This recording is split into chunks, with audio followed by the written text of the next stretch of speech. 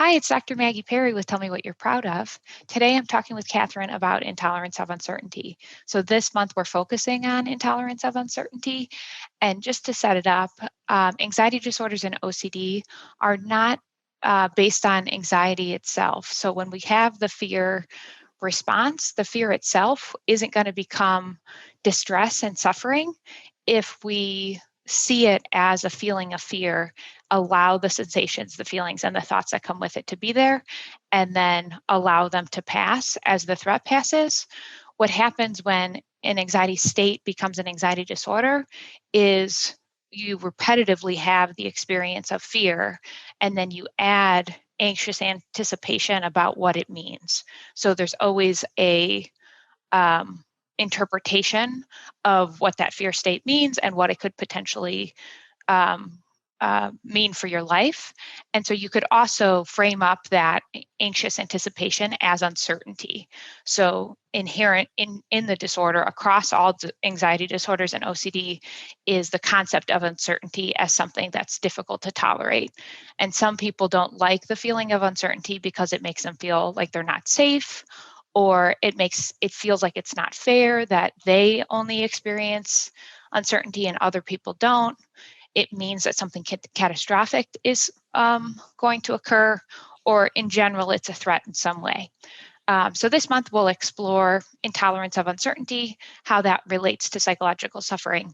And first, we have Catherine to tell us more about her experience. So Catherine, thank you so much for being on the show. Yeah, thanks for having me.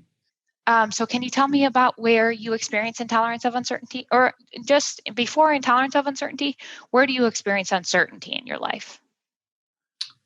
Yeah, so I feel like I experience uncertainty in many aspects of my life. I mean, I'm in my 20s, and this is a super uncertain time in our lives, at least for me. So I feel like kind of across the board in work, in family situations, in dating and romantic relationships, and financial situations too. I feel like across the board, I experience uncertainty in a couple major aspects of life.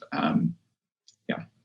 Yeah, so I mean, let's talk about the difference between anxious uncertainty and uncertainty in general, because actually we all have those types of uncertainties.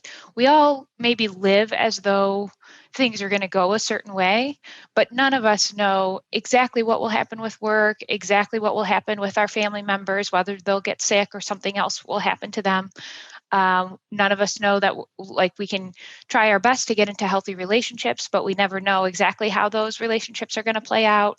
We never know exactly that we're going to be able to maintain financial stability. So everybody's living with all kinds of uncertainties all the time. Are there uncertainties that you feel more palpably anxious about when you think about them? Or do they all kind of give you worry if you spend once you're spending time on them or focusing your attention on them?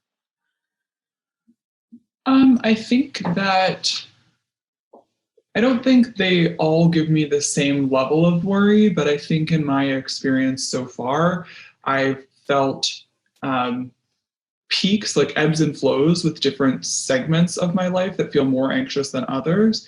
So, for instance, right now, work is really something that gives me anxiety, kind of thinking about not being able to control the outcomes of how I advance in my career and if I'm performing well enough.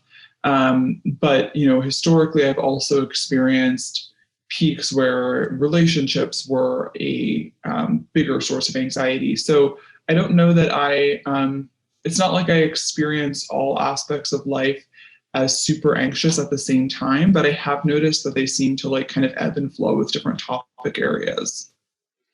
Yes, so and that's very common with generalized anxiety, where with OCD you might be caught on one particular theme, and that theme might not even seem reasonable to you to worry about it. One of the hallmarks of generalized anxiety is that it does span a number of different content areas of your life, and ebbs and flows the way that you're describing. I think one helpful process to understand whether you experience generalized anxiety or OCD or both is that they're both the underlying mechanism that maintains your anxiety and your suffering is how you're relating to uncertainty. So as you notice, Catherine, that over the years, you've had different ebbs and flow of anxiety, are you learning to relate to that anxiety any differently than, for instance, before you were in therapy or you learned anything about anxiety? Yeah, definitely. I think now I'm trying to do a better job, and I think in general have done a better job of understanding what is an actual threat versus like just my system is like a little bit extra sensitive around it.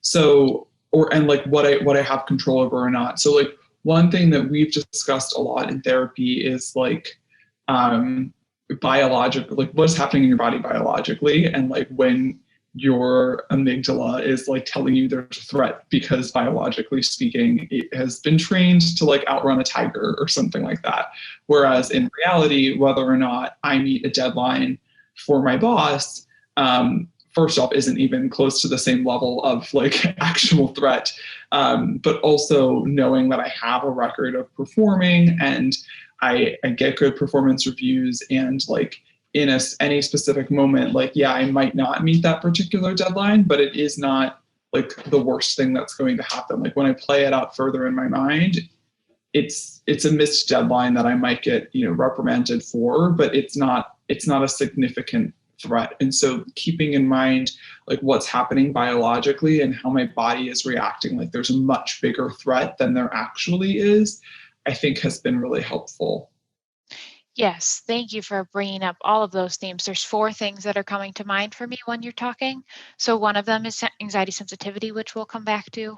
One of them is your values. Another one is challenging cognitive distortions.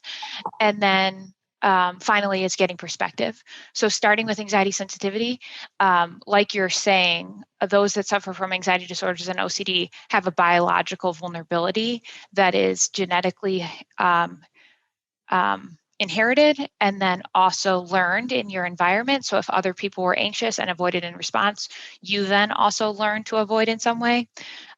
So that biological sensitivity that can be the result of being hungry or angry or lonely or tired, being stressed, being on your period, being sick, all kinds of you can have all kinds of reasons why your body might be sensitized. So it's really great that you've owned the fact that biologically your body sometimes gets sensitized and your mind gets sticky. And so I think then we talk more about values, which I like to think that under your anxiety is your values, not meaning that whatever you're afraid of is something that you value. So, like if you had the thought, what if I am a murderer? That doesn't mean that you value murdering people or something like that. It more is that when you're thinking about aspects of your life that are challenging and uncertain, if you really value those things, you're more likely to get a biological anxiety, like fear response around them. So if you care a lot about your growth in your profession, it's and you're asked to do a task that's challenging and uncertain to you, because you value it, you're likely to get that physiological response.